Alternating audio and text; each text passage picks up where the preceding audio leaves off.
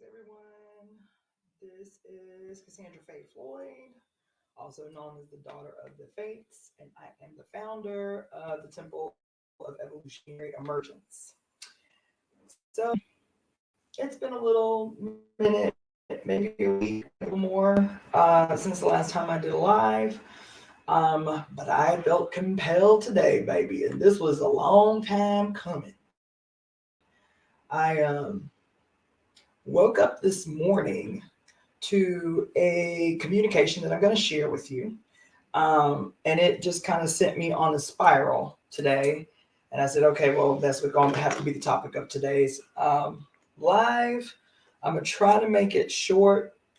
What I'm going to start by doing is, first of all, some housekeeping is calling on you if you are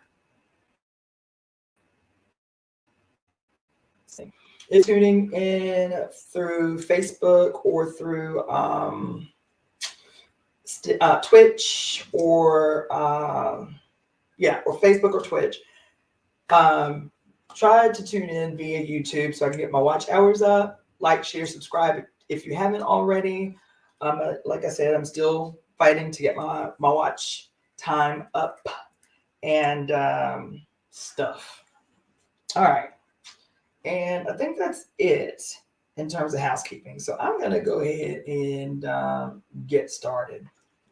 So this morning I was, doodling on my Facebook, and this feed came through by this brother named Siete Saudades, and he is a priest, and it's a little long, but bear with me because his assessment was great. The comments were concerning, and that's what I want to talk about today. So I'm just going to read his post. All right. This will be a little long, but please bear with me. So I just watched a reel on IG where a kid was playing with a video game, and his traditionally masculine presenting, no nonsense coded stepfather stands in front of the TV and tells him to get off the game. The bratty sounding defiant coded kid tells his soft, non-confrontational, feminine coded, weary sounding mom to tell her husband to move. The mom says to let him finish his game. The stepfather then rips the console out of the socket, throws it in the trash, and then pours milk on it. He says, book report now. In the comments, this is seen as proper discipline and parenting. I see it as an abusive behavior, a tantrum that lowers the adult to the child's level in an unproductive way. It teaches that might is right and that aggression rather than diplomacy is proper masculine behavior. I see the stepfather as caring more to assert his dominance and enforce his authority than about any book report or even his stepkid. This display is just as childish as the kid not wanting to end his game. In fact, this is even worse because only one party in this scene is an actual child. The fact that the kid recognizes him as my mother's husband and not as dad says a lot. More than likely, this intruder, as seen by the child, has not made an effort to win or earn the child's respect. And likely the child's defiance is based in reasonable suspicion. Destroying property that isn't yours is an abuse tactic. If he's doing this to kids, I worry for the mother. We, collective society, permit all kinds of behavior towards children that would be unacceptable if done to adults. As a step parent, you are not an authority by default. And while you deserve respect, so do children. He could have de-escalated the situation. He could have let the kid play the game for a few minutes more. He could have simply turned the TV off. But no, he had to win against a kid. Throwing your weight around is not the way to navigate being an addition to another household. When I was 16, my uncle, who at the time was recently paroled, decided to flex on me in a similar way. I was using my grandmother's computer with her permission, and he suddenly told me to get off it with no justification. I was minding my own business. I told him it wasn't his house and I had her permission. He insisted. I told him to go back to her guest bedroom and leave me alone. This adult man wanted to flex on me, and I didn't back down. So when I reminded him of his place in the family and his lack of importance to me, he decided to choke me out, literally throttling me with prison muscle. I punched him in the face to break free, and we ended up fist fighting. He punched me so hard that the skin near my eye split open and he broke my glasses. I ended up running to the kitchen to get a knife to stab him with it. I was already a bullied youth, familiar with having to fight. This stranger was not my family. He was another threat that needed to be neutralized. I told him I was going to gut him like a fish, and I was fully planning to. Fortunately, my grandfather stepped in. I called the police and said that I, a child, was physically assaulted by a black man on parole. The police came so fast, not me having full awareness of systemic racism at the time and using it to have the one up on my uncle. After all that, tearful apologies and begging my mom and grandmother, I didn't press charges. But you see, the damage was done. My uncle, who should have been a masculine figure to look up to, forced me into a position where I, a 16-year-old child, risked prison just to defend myself. We as men cannot keep toxic cycles like this going. And some of the comments were just, so heavily concerning. And I think that was because to me, it was clear. It was clear who was in the right. It was clear. Everything was crystal clear for me.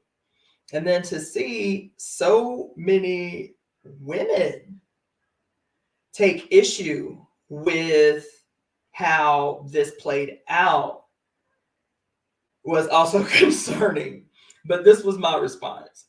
Thank you so much for this post. I swear this was the hardest thing to accept, not normalize that we were abused. Spanking is not good. We were terrorized, and in turn, we became terrorists.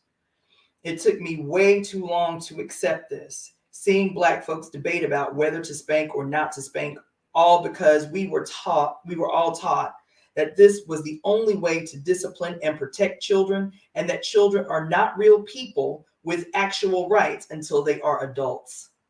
That any resistance/rebellion is a punishable offense, not righteous self-defense against unjustifiable aggression. So what they think, what they want, what they believe, how they feel does not matter. I believe in sovereignty, plain and simple, from the first breath to the last. These games of dominion over those we claim to love create a host of psycho-emotional damage that most of us never recover from because we have culturally normalized utter insanity. And even more complicated is that we become permanently conflicted because we know our parents loved us, yet they still beat our asses. So we learn very young that love must be painful and filled with the fear of the anticipation of more pain. Brother, this shit here was so loaded. Thank you so much for sharing your story. I was fed by it. So that was what it started with, was this post on this brother's page and some of the ludicrous responses that he received in opposition to his position. And I'm going to tell you, I am always trying, I'm always trying to be learning. You know, I'm always attempting to learn every day, to revisit old things that I've learned, to reevaluate if that information is still viable, if that information or those positions that I have taken are still relevant. Are they valuable or are they harmful? Right? I am constantly going through these highs and lows and ups and downs because I'm constantly trying to deconstruct patterns, You know what I'm saying? Establish new ways of thinking within myself. I am still actively, trying to reconcile that I still have habits and patterns that are not in my best interest. And I will catch myself like, damn, where did that come from? And it came from my 7-year-old self, or it came from my 16-year-old self. And this shit is constantly coming to the surface, begging to be resolved. And I'm gonna tell you, this post, it was with me all day. I read this post at 7:00 this morning. It was with me all day. It is 5:00 in the evening. This post was with me all day. And when even something as simple as when I decided to do this live, and I decided to do this live and started just doing something as simple as looking for photos to add as the thumbnail for this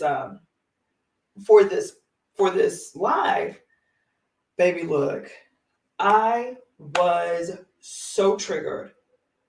I was so upset, because I was like, man, we got it all wrong.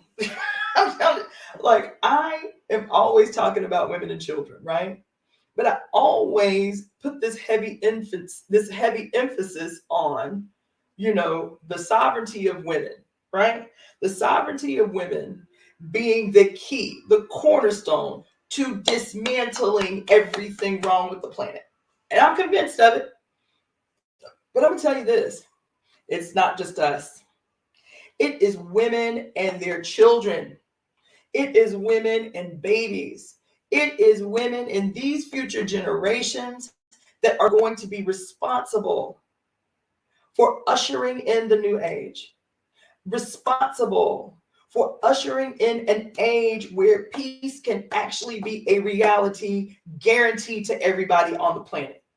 But that's the work that we have to do right now, not visualize it and dream about it in the future. And we're not taking any kind of real progressive action in that direction in real time. And I'm gonna tell you, baby, looking at these pictures today, I was so triggered, because I was up until very recently, you guys, I was one of those parents and grandparents who had accepted this dogma that some things, that spanking was an appropriate response to certain behavior on the part of children.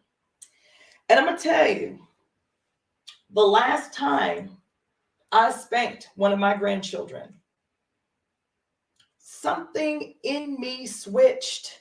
It was so instant.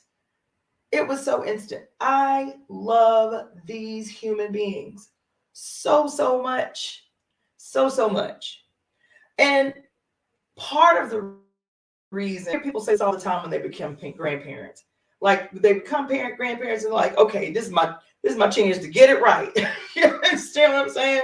Part of the reason that I love my grandchildren so much is because I see my baby in them in real time. I see Morgan, my daughter, in them heavily. And every time I look at their face, I see my baby when she was that little. And so it was maybe a year ago, almost a year ago, was the last time I spanked one of my grandchildren. And it was, I don't mind. It's like pow pow on the backside or pow pow on the hand. But even that, when I spanked my granddaughter, I will never forget it, because that was the moment that I said, this is not an appropriate response to anything that a child does. This is not an appropriate response by an enlightened, spiritual, politically active woman. This is not an appropriate response to a person who is not capable of responding back equally.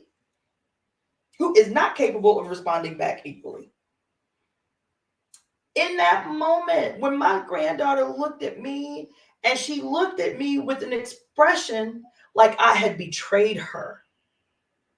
Y'all ain't hearing me. My baby looked at me like, Yaya, how dare you? Like, why would you do that? She understood before I did that it was a betrayal of love that happened in that moment. It was a betrayal of love that happened in that moment. We can't have it both ways. That's my position.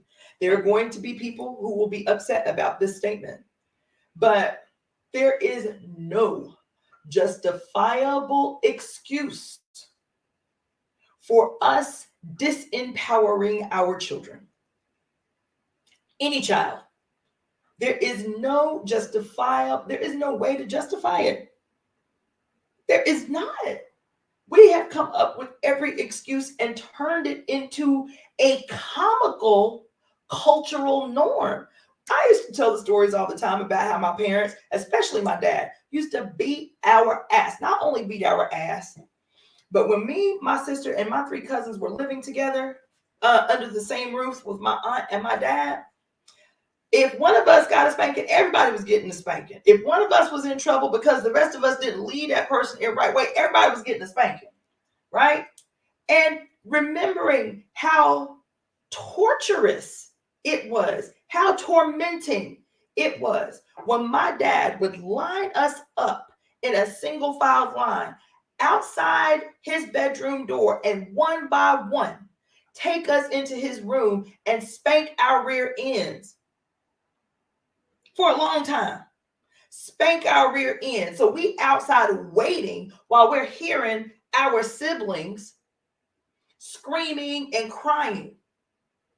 And then to become an adult and to reduce that or to, quote, laugh it off. I used to do it. Everybody I know used to do it. Well, my mama beat my ass, I turned out fine. My daddy beat my ass, I turned out fine. If turned out fine means you didn't become a serial killer, then okay. But anything outside of that, you are not fine.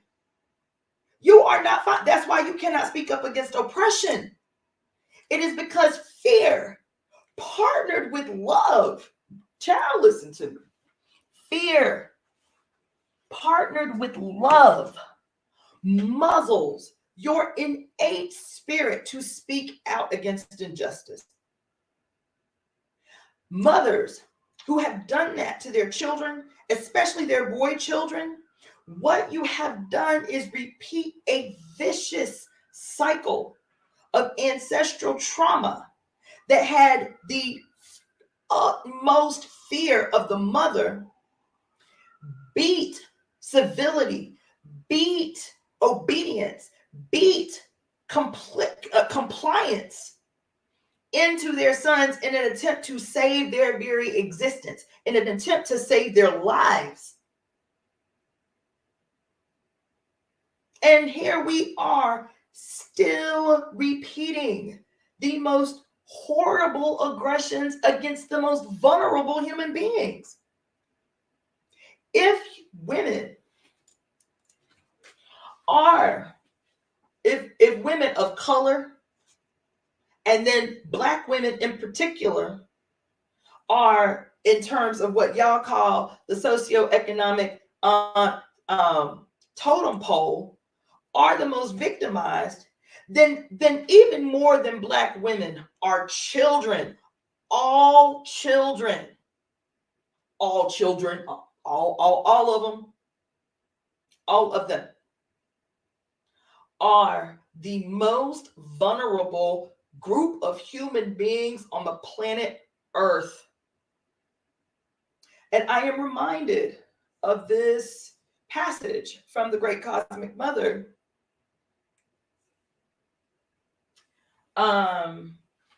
Absolutely. Ion. Oh, okay. Ion, fix my life. Yeah, you can set up. We can do that. My contact information is scrolling across the bottom of the screen, and I'll also reiterate that. But when I read this post today by this brother about not only what he witnessed in this video, but also his own personal experience as a man, as a boy child, and the impact that it had on him as a man, it is not enough. And I'm gonna tell you, y'all know I am a hardcore critic of some of the shit that comes from the mouths of Black men about Black women. But I will also say, and y'all hear me say it all the time, Black women, there are behaviors that we have adopted, whether through trauma, whether through, under the guise of cultural norms, whether through conditioning. There are behaviors that we perpetrate that we are solely responsible for undoing. We are responsible for that. The way that we interact with other women, this teaches men how to treat us. When our boy children witness our antagonistic behavior when dealing with, in the presence of, interacting with other Black women, this is constantly teaching them how they are supposed to respect or not respect women that look like their mama.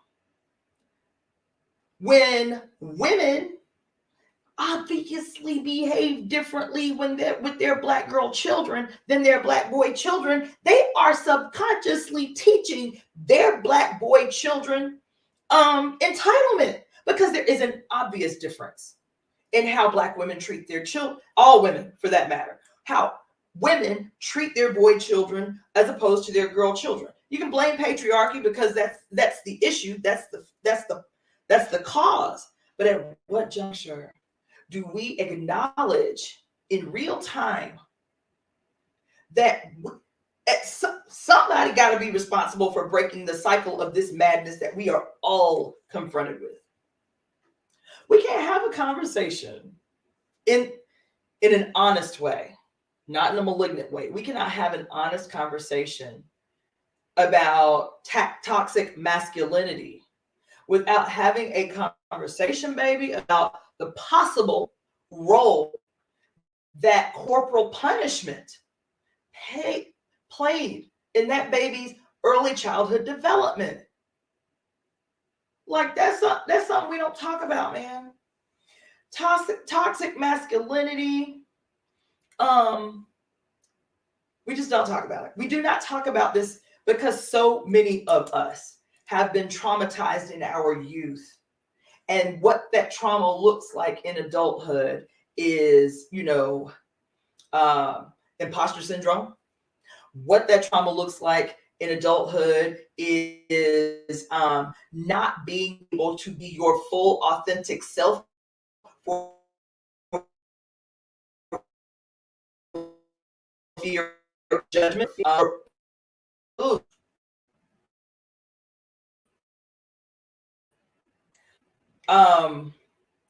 What that trauma looks like in adult life is taking our personal aggressions on others in a hostile or violent way, because that's what we are taught very young. The average person who believes in spanking starts putting their hands on their children before they're a year old.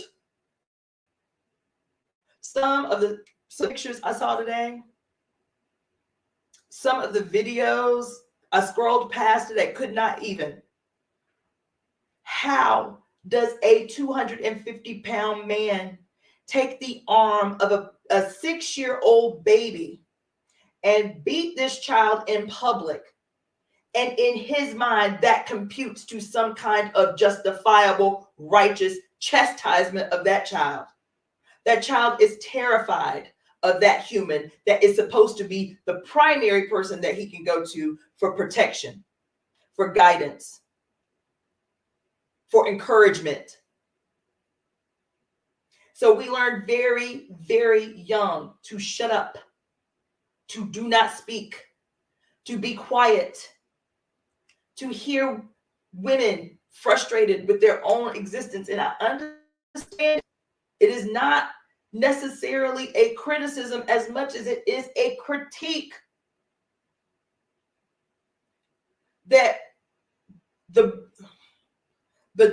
more dire the circumstances, the more violent this thing that you call chastisement or discipline towards your, because you don't have an outlet for your rage. You do not have a viable outlet for your frustration. You do not have a safe place to express your grief or your sadness, your fears, your anxieties. And because the world shits on you and you can't shit on it back, the first thing that you do is turn to the most vulnerable person who cannot defend themselves, cannot fight back, is your children. Listen, baby, when I tell you I was in my feelings today, and every single time, every single picture I saw, trying to find not so graphic, not so triggering pictures about spanking or whatever, I was triggered. I was triggered. And I was triggered because I was like, damn, that was me. In my mind, because of my conditioning, my raising, my making light through jokes of my own trauma as a child, that does, I want to say something. Because I do not feel, it's a very touchy, very fine line. Because I do not feel like my parents abused me. I don't. I do believe that spanking children is fucking wrong. All the time, every time. But being able, I know that my parents love me. I know it. Outside of them spanking my rear end, all of their behavior, all the ways that they showed up for my life was indicative of one who cares about my life. So I know my parents love me. But their conditioning too, and their spankings were worse than ours. Hear my dad talk about how he and his brothers used to get beat with extended cords and, razor straps and all kind of bullshit. You understand? That was their conditioning. And their conditioning came from this goddamn Bible. If you want me to be truthful about it, every time my dad was getting ready to whip our rear ends, and to add insult to the torture would make us go outside and pick our own switches for him to whip our ass with. Every time he would sit there and lecture us before the spanking. And one of the things that he would always do was quote Proverbs 13:24. Whosoever spares the rod hates his son, but he who loves him is diligent to discipline him. And he would say, what that means is he who spares the rod spoils the child. You see that shit every time he's getting ready to beat our ass. And the other thing that he would say is, this is going to hurt you more than it hurts me. Well, don't do it. You feel me? Well, then don't do it. And I'm going to tell you, when we, as the Temple of Evolutionary Emergence, have been for, the time that we've been the official temple, and for the 4 years that I've been talking to you on these lives, have been deconstructing the gruesome, horrific, terrible contradictions inside the Bible used to reduce God to an animal servant. Everything in it is corrupted. Everything in it is created to justify the oppression of others, justify the enslavement of others, justify the subjugation of others, justify everything on this planet that has no business being justified.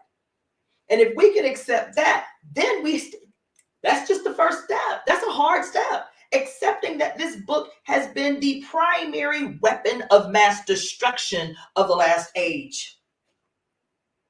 And if we can accept that, then it means knowing that we were conditioned, and we didn't have to be Christians to be conditioned by this book.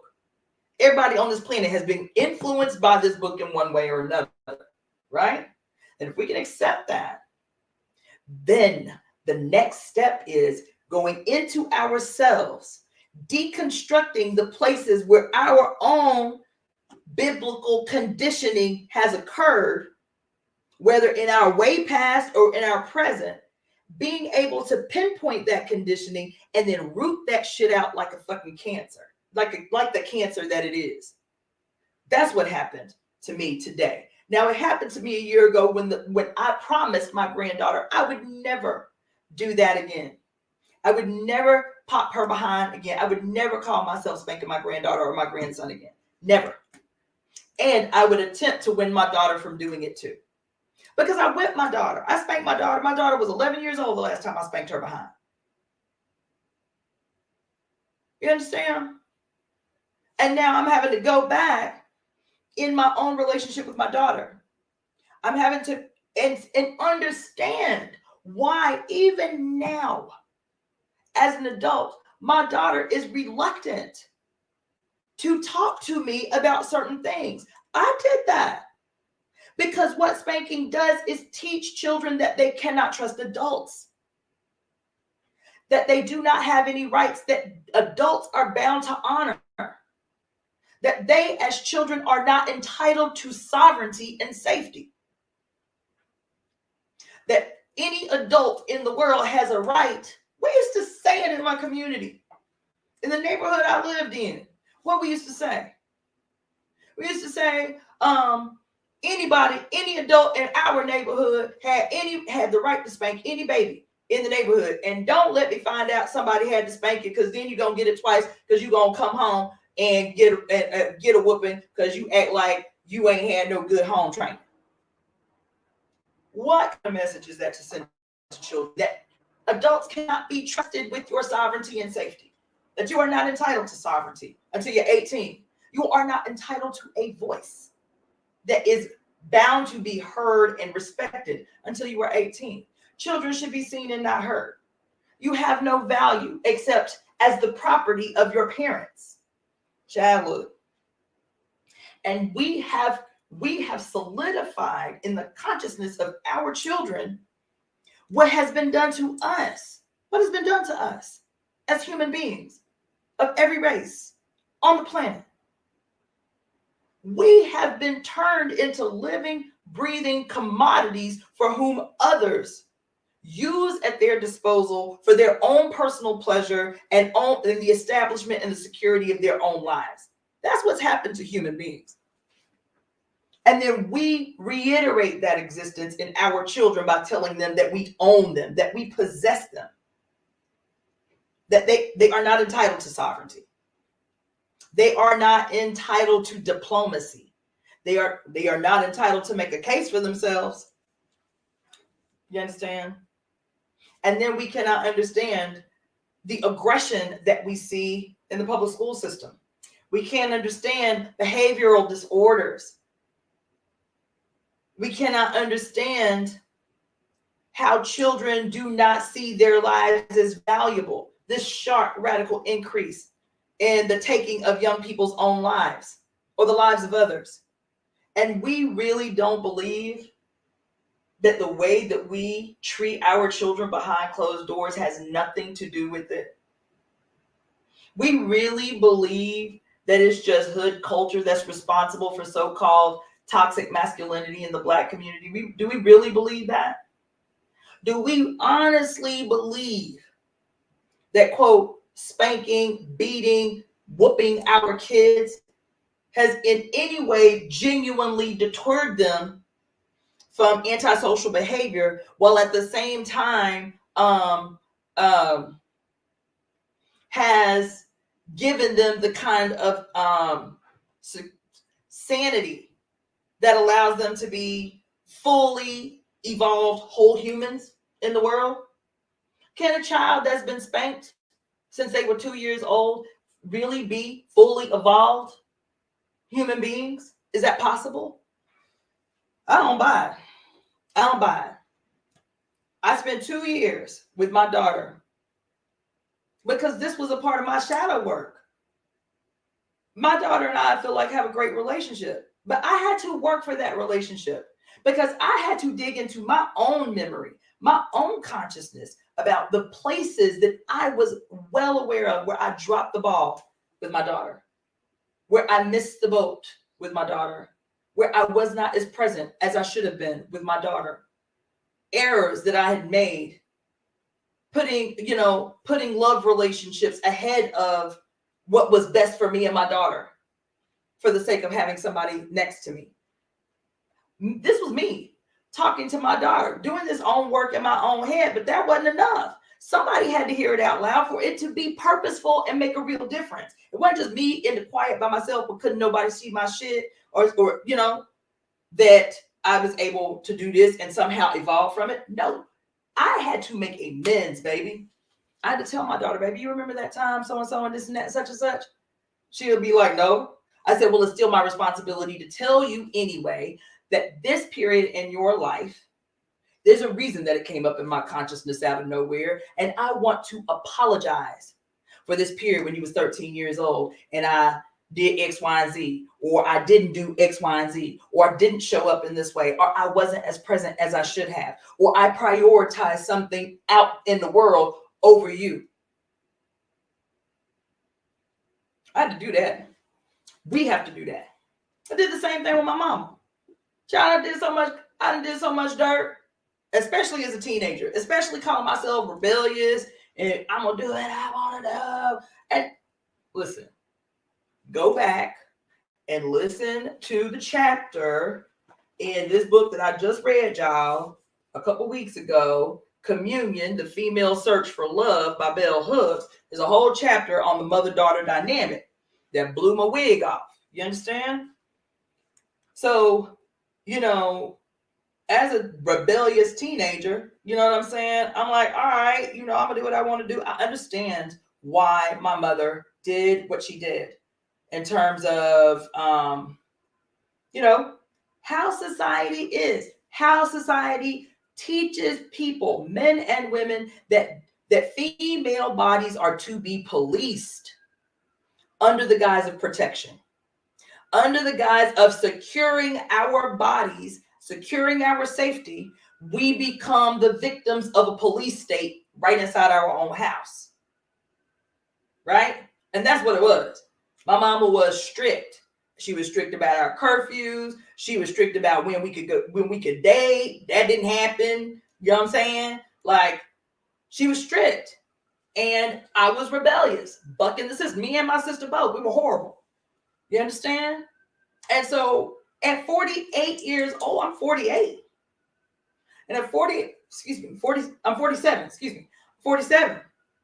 And at 47 years old, I had to go back just a couple months ago and go home and say, I am sitting at your feet, woman, mama, Jacqueline, Jeanette Fudge, and I am admitting to you, I am confessing to you that these are my transgressions against you. Whether you knew them or not is not relevant. Whether I was in pain or not, it does not matter. It's my responsibility to confess to you and ask you for forgiveness. That's it. Right? This is what, child, when I try to tell you that this is what breaking ancestral curses looks like, I get it. I got an ancestral shrine right here in the house. You understand? Feed my shrine, water my shrine, light my candles, talk to my big mama, my big papa, my grandparents, you feel me? My dad, my uncles. That's great. But what about the way that you can show up for others in real time while they're alive to attempt to undo, resolve, make right, even those things that they do not remember? Just because they don't remember don't mean you don't. And show up in the best possible way and say, look, I just want to own my shit. I want to say that I want to retract any harm that I have caused you in any way that it has negatively impacted your life, whether you're aware of it or not. And this is the work that I had to do. And I'm telling you this because this thing with this question about what does it mean in real time? What does it mean practically? What does it mean in these most basic areas to create an environment to usher in a new world? This conversation about this post that I read you earlier, and this brother talking about how we can't be repeating vicious cycles of toxic masculinity and Children deserve to be respected just as much as they are expected to respect adults, right? Children are entitled to sovereignty, safety, sanity, joy, happiness, bliss as their foundation, as their default, right? And so that's the work. And I'm gonna tell you, I just feel like whatever it is that we say, because I hear plus I was in a revolutionary organization for a long time, 12 years, right? And this never came up. These kind of practical, like we can grab on tight and see very clearly these big philosophical ideas that need addressing, these massive social issues that need to be confronted and addressed, and see it crystal clear. But when it comes to the very practical, everyday living that is required to be functional and healthy to establish a new world, there were no answers. There were no answers for the 12 years that I was in this organization. No answers, no solutions. Not even an acknowledgement of it being an issue. So here I am. I just spent, I was 26 years old when I joined the party. And in the 12 years I was in that organization, there was never a discussion about what it means to be a progressive, a progressive African internationalist of new people. What does an African internationalist parenting style look like? That was not even up for discussion. Because we get caught up on the big bad out there somewhere, and then we drop the ball perpetually. As a matter of fact, not only was it not discussed there, I had some great big bad revolutionary tell me that the 6 or 7 children that he made while in the organization, that he expected that the organization was going to show up to raise his kids. That every great revolutionary sacrificed his family for the cause. What kind of malignant ass shit is that? Malignant, narcissistic, disgusting shit. These are the questions that we have to answer, because our asses ain't living forever. I'm 47 years old. You understand? My daughter is 27 years old. My grandbabies are getting bigger every day. You understand? They're the ones who will either reap the benefits of the work that we've done today, or will be the beneficiaries of another fucking generation of terror and uncertainty and anxiety and fear and, the handicap of being unable to defend and speak up for yourself. This is a plague.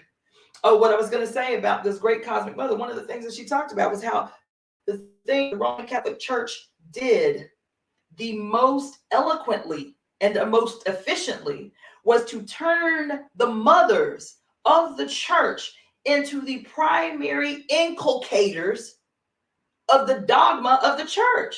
They were left responsible to shape and fashion the minds so efficiently that these ideas are now in the cells, blood, and neurons of these babies.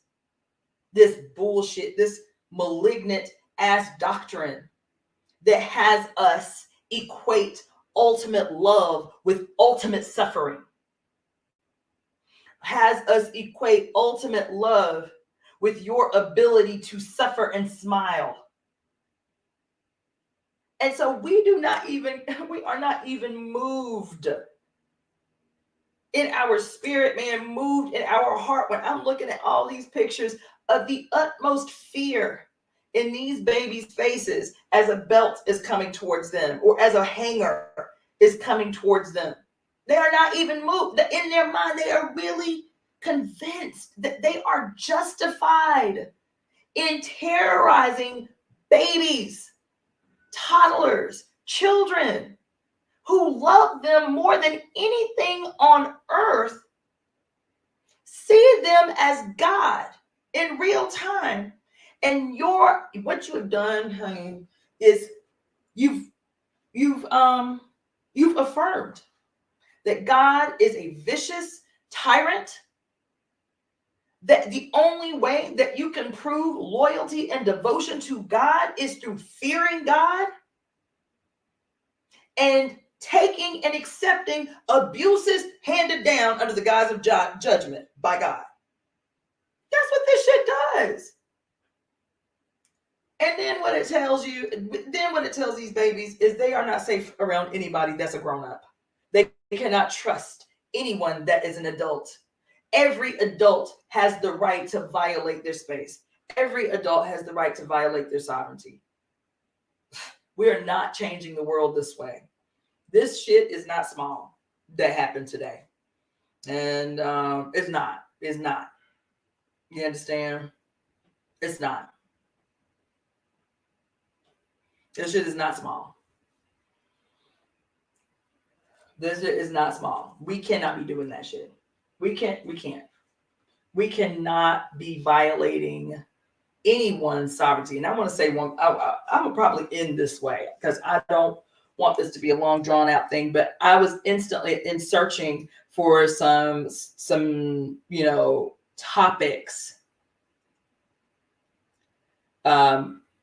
relative to this discussion, right?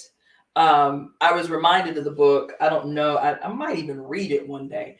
But I was reminded of the book. I think I might have been 15 or 16 when I read the book called The Prophet by Khalil Gibran. And I specifically remember the section, if you will, it's a very short book. The section in that book that was entitled On Children. So if you haven't read the book is called The Prophet. The author is Khalil Gibran. I think it was published in like 1923. Beautiful, easy read. I used to teach it to my high school students. It's great. And everybody should revisit it. As far as I'm concerned, it should be, what do you call it? Mandatory reading for anyone who becomes a parent. I mean that. But anyway, this is what he had to say about children. Let's see. He says, let's see. Let me put my glasses back on there. I can't see nothing. All right. Let's see here. Okay. I'm going to just put the glasses on real quick. Okay. And the woman who held the babe against her bosom said, "Speak to us of children." And he said, "Your children are not your children. They are the sons and daughters of life's longing for itself. They came through you, but not from you. And though they are with you, yet they belong not to you. You may give them your love, but not your thoughts, for they have their own thoughts. You may house their bodies, but not their souls, for their souls dwell in the house of tomorrow, which you cannot visit, not even in your dreams. You may strive to be like them, but seek not to make them like you." Come, listen, y'all ain't heard. "For life goes not backwards, nor tarries with yesterday. You are the bows from which your children as living arrows are sent forth. The archer sees the mark upon the path of the infinite, and he bends you with his might, that his arrows may go swift and far. Let your bending in the archer's hand be for gladness." Y'all, let your bending in the archer's hand be for gladness. "For even as he loves the arrow that flies, so he loves also the bow that is stable." Shall look.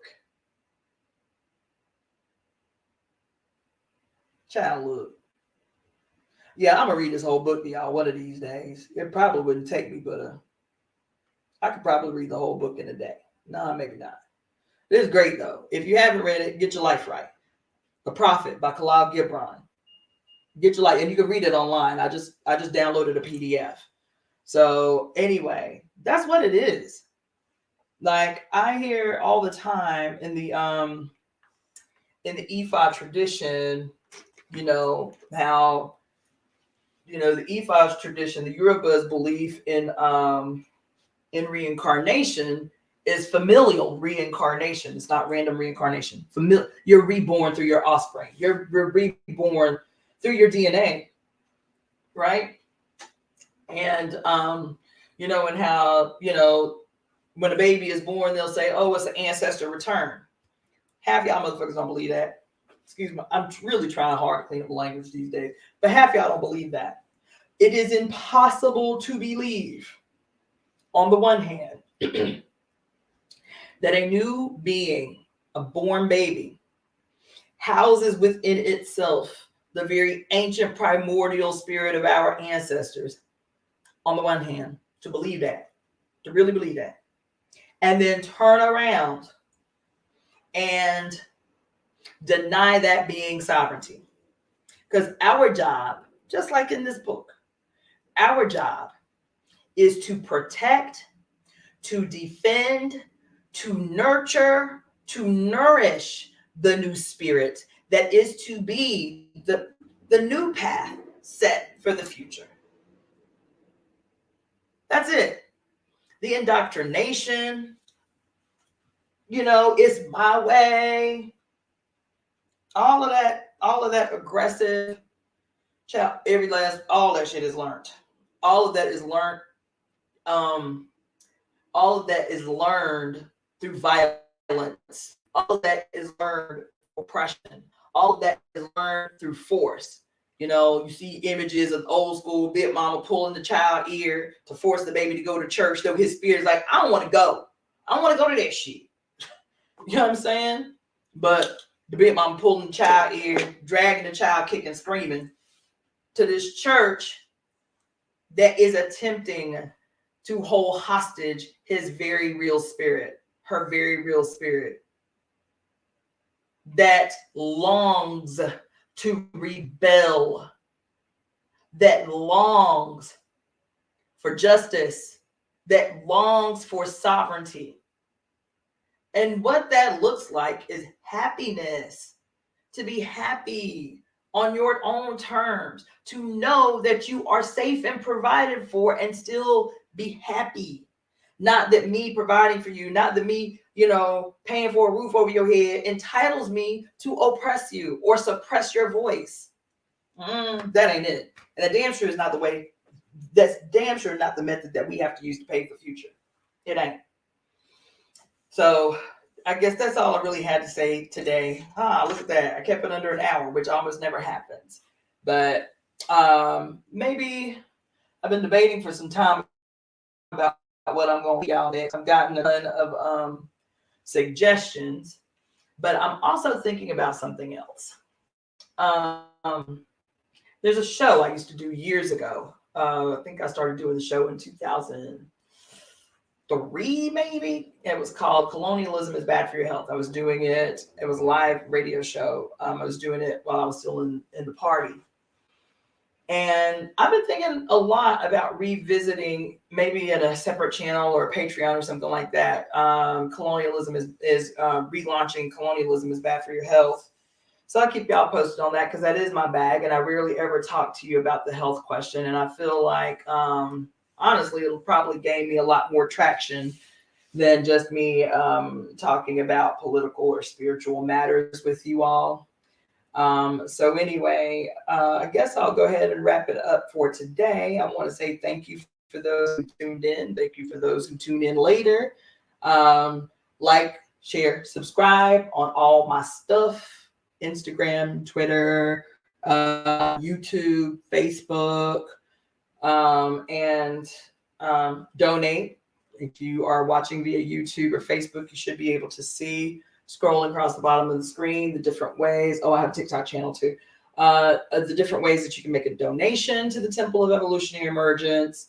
And if you are interested in contacting me for interviews, for consultations, I am a healer. I am a reverend. I'm a minister, and I'm also a therapist. So if you're looking for a consultation, or if you are looking for a reading, or if you are looking for whatever feedback or whatever, you want to give me some feedback, you feel me? Then you can contact me at Release Heart Center. That's releaseheartcenter@gmail.com. Releaseheartcenter@gmail.com. And I check my email every day, so I will respond within 24 hours. All right, I want to thank you all, and hopefully somebody was fed by this. And until next time, this is Cassandra Floyd, also known as the Daughter of the Fates, founder of the Temple of Evolutionary Emergence, and I will see you again.